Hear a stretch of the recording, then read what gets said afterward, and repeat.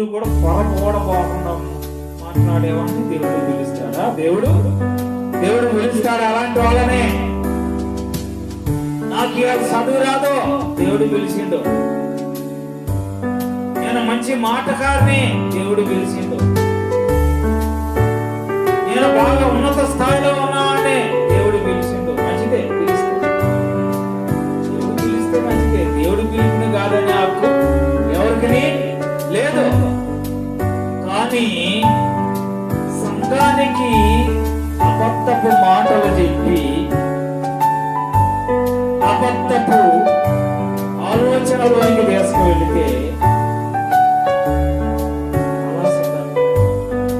ఇక్కడ బాగానే ఉంటాం, ఇక్కడ బాగానే చేస్తాం, ఇక్కడ బాగానే పేరు, ఇక్కడ బాగానే మందిరం, ఇక్కడ బాగానే కారు, ఇక్కడ బాగానే మంచి వాతావరణం కలిగినటువంటి ప్రదేశము ఇక్కడ మంచిగా ఉంటుంది. మంచి మంచి విశ్వాసులు 1,00,000, 5 లక్షలు, 10 లక్షలు, 6,000, 10,000 మంచిదే.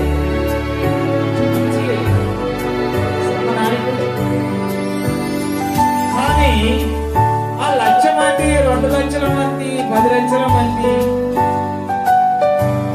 రాజ్యానికి వెళ్తారు. సంపాదించుకోవడమేనా? ఆ 10 లక్షల మంది కూడా దేవుని రాజ్యానికి దగ్గరగా తీసుకొని వెళితే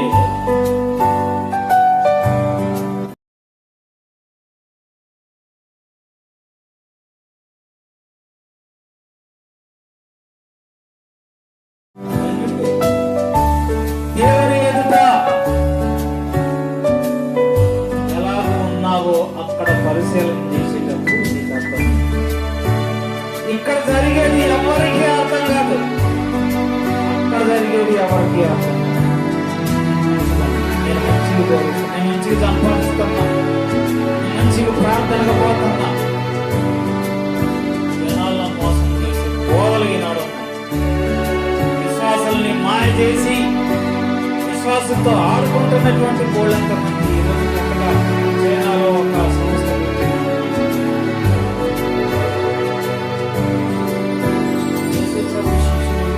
ఆయన అమర పోయేటప్పుడు కత్తులు కూడా తీసుకొని పోయారు.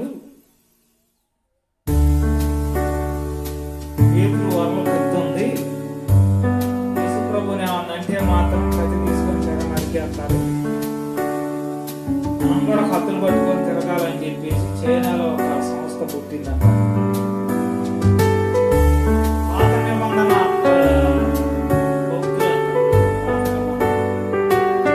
దేవుడు యుద్ధాలు చేయమన్నాడు కదా, దేవుడు వాడిని పొలగొట్టమన్నాడు కదా అని చెప్పేసి పాత నిబంధనలో ఎట్లా ఉంటే అట్లా చేయడానికి సంఘం ఒకటి పుట్టిందంట.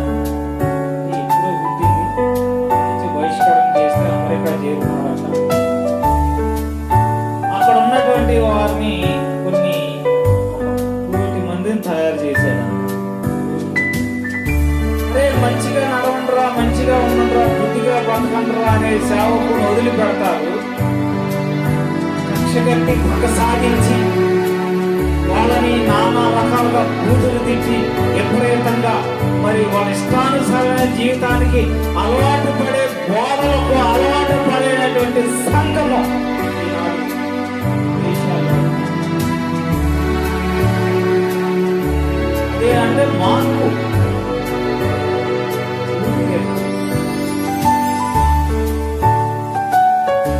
వాడిని ఈడు తిట్టడం, ఈడు వాడిని తిట్టడం, ఇదే అని చెప్పేసి సేవకుడి దగ్గరకు పోతే సేవకుడు కూడా తిట్టడం. ఇది సంఘ సహవాసం. ఏంటి నిజమైన బోధలేనవి? అపోస్తలుడైనటువంటి యోహాను చెప్తా ఉన్నాడు, లోకంలోనికి అనేకులు అబద్ధ ప్రవక్తలు బయలుదేరారు. ఆ అబద్ధ ప్రవక్తలు ఏం చేస్తారో తెలుసా?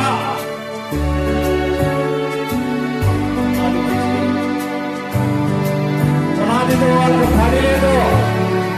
యేసు ప్రభు స్పష్టంగా చెప్పాడు, ఉసుక మీద పునాది కడితే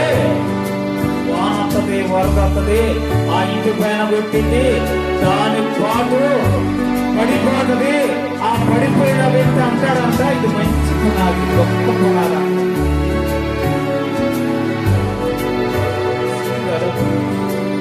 కట్టావు ఏంటి రానంటే, మనం కట్టిన వాన వచ్చింది, కొట్టింది, పోయింది.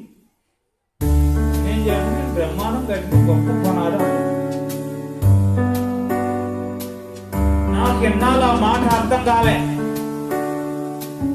వానొచ్చి వరదొచ్చి ఆ ఇంటి మీద కొట్టగా అది పడిపోయింది, కానీ ఆ పునాది గొప్పది రాయబడింది అక్కడ.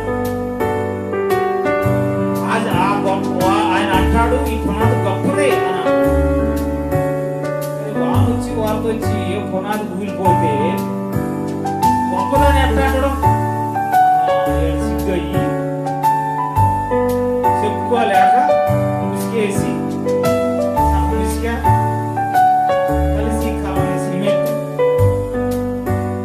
మట్టితో కలిసినటువంటిది మొత్తం మిక్సింగ్ చేసి ఏదో సూర్యుడు జనాలు ఉన్నారు,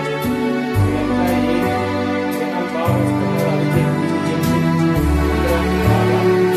వస్తారు. చెప్పండి, నువ్వు చేసేది మంచిది కాదని చెప్పండి. ఇదిగో ఫలానా వాక్యం ఉంది చూడండి, తండ్రి కుమార పరిశుద్ధాత్మ బాప్తిసం తీసుకుంటేనే పరలోక రాజ్యం ఉంటుందని దేవుని వాక్యం చెప్తే, యేసుక్రీస్తు నామంలోనే తీసుకోవాలి, కానీ తండ్రి కుమార పరిశుద్ధాత్మ నామంలో బాప్తిసం తీసుకుంటే దేవుని రాజ్యానికి వారసులు కాదా అని అబద్ధ బోధకులు బోధిస్తారు. వినండి, యేసు ప్రభువారు స్పష్టంగా చెబుతా ఉన్నాడు, తండ్రిని కుమారుని ఒప్పుకొనని వీడే క్రీస్తు విరోధి.